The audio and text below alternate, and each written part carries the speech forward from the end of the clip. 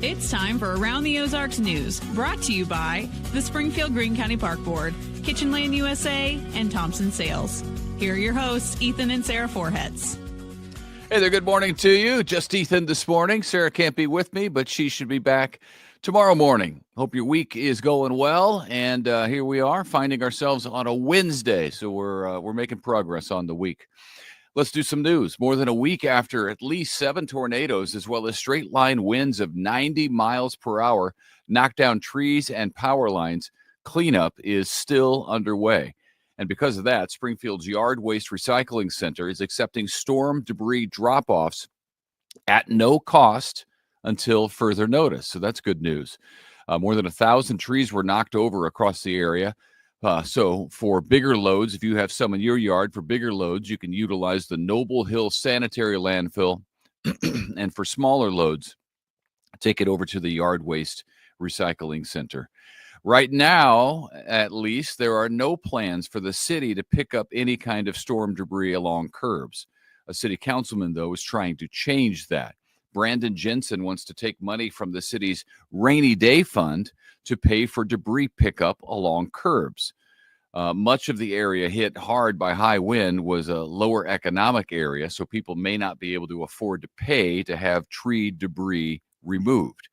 Councilman Jensen said this was a citywide disaster that deserves a citywide response. So stay tuned on that. Man, my throat, sorry. Allergies. No one was hurt in a crash involving a school bus yesterday afternoon. Happened on the Kansas Expressway extension. 8 students were on board at the time. They were being taken home from school when the collision happened with a utility van. Police are currently investigating that crash. But again, nobody was hurt. That's good news. It's not exactly how the Springfield Police Department thought they would get some extra money, but it is what's happening. Springfield Police have 60 vacancies, 60 in the department, which means they are saving a lot of money on salaries. That's the bright side, I suppose. So now the police chief is talking with the city about maybe moving that to pay for some other things that they're not paying for salaries. Things like equipment upgrades, ammunition, weapons, a new drone, and wait for it, money for a new marketing campaign to recruit more officers. That would make sense. The department is seeking approval to reallocate almost $1 million, at least until they can get those vacancies filled. Just for reference, the police department usually has about 25 vacancies, but it has 60 right now. So a tough time to find officers. A long talked about project might actually be closer than ever to becoming reality. Talking about a new convention center in Springfield, right? You've heard that talked about. It has been part of the vision for a long time, but has not had any funding to pay for it ever. Now, though, it appears the state could help with that. The Senate budget proposals a $30 million earmark for Springfield to get matching funds to pay for a convention center. Feasibility study is currently underway to find out the best location if a new convention center is indeed to be built. That's another one we will stay tuned for because I think originally right next to the Expo Center, in fact, there's a door there that is supposed to connect to the convention center, and convention center never materialized. So it's just an empty lot right now. And there's a parking lot on the other side of it, parking garage, I think. Speaking of Springfield, Springfield has a new mayor pro tem. Heather Hardinger from General Council Seat A is the new mayor pro tem. The mayor pro tem serves as mayor when the mayor's not present. So the mayor's missing, and the mayor pro tem will be able to do that job. Hardinger won the role after a vote of the council this week. She takes over for Matt Simpson, who did not win re-election back in April. Another new Dollar General store is going to be built on Glenstone. It's not actually too far from where the old Price Cutter closed down there, you may recall. The city council voted to sell that piece of land to a company known for building Dollar General stores. Neighbors in that area say it will be helpful for them because many of them walked to the store, didn't have transportation, and there's been a vacancy since Price Cutter left, so that'll be a big help for them. No word on when that may open, but another Dollar General store is headed to Glenstone, North Glenstone. Throat, sorry. I'm trying. And then, we've told you about this, but not so fast. Not so fast. Today is the day that Real ID goes into effect.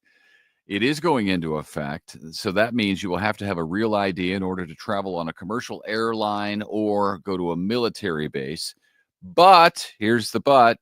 For now, even if you do not have the necessary Real ID, you will still be able to fly. All right?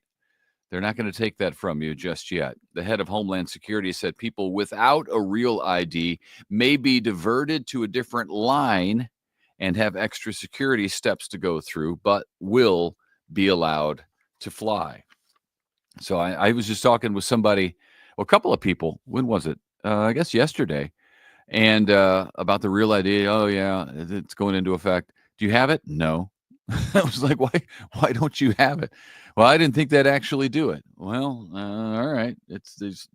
They said they were going to do it in 2008, and that's when they started this snowball effect of delaying.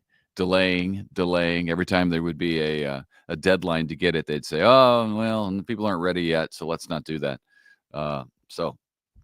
They're doing it now, but kind of not really. But I don't know. I don't know when it'll go into effect that you actually have to have a Real ID to fly, but I'm sure that'll be another deadline coming, right? Hey, this is graduation weekend in Springfield. Big weekend for a lot of people. Many of the graduations will happen on Missouri State's campus right there at Great Southern Bank Arena. Okay, Ozarks Tech will hold 2 graduation ceremonies tomorrow, 3 in the p.m., and then again at 6 in the p.m. That is Ozarks Tech. On Friday, Missouri State University will hold 3 graduation ceremonies there, 9 a.m., 1 p.m., and 5 p.m.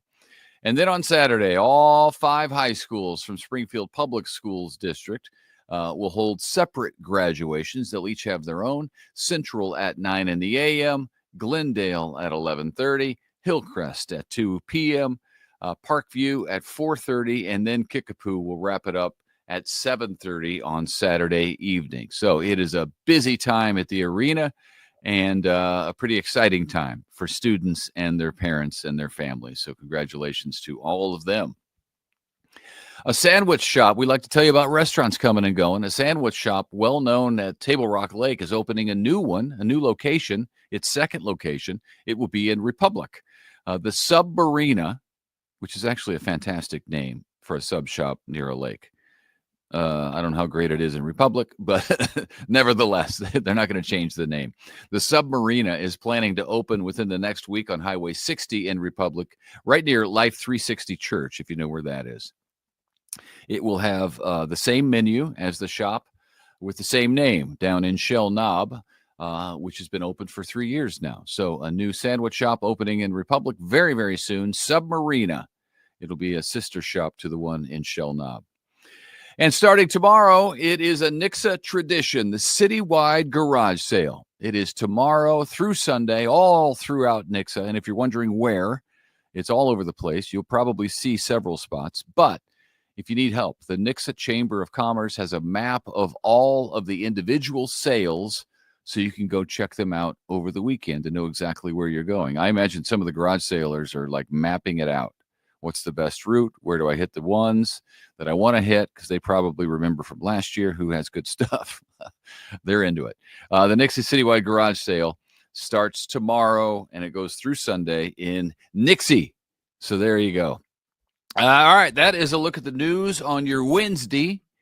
And hope you have a fantastic day, maybe church this evening, and then we'll be right back here on Thursday morning, and I hope to have my bride with me. So thank you for being with me, whether you watch, whether you listen.